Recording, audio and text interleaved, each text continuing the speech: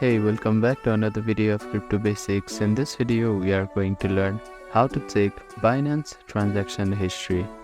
First of all, open up your preferred web browser. Now, at the address bar, type in binance.com and click on enter. Make sure that you are logged in to your account. After that, hover your mouse to this icon, which is right next to your profile icon. Now, find transaction history option from here and click on it. In the transaction history section, you will see a list of all your transactions including deposit, withdrawal and trades. You can filter the transaction by its types.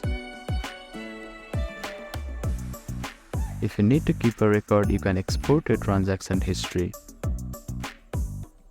You can also click on any specific transaction to see more details, including transaction ID, status, and timestamps. Use the filter to narrow down your search to a specific time frame or transaction type for easier tracking.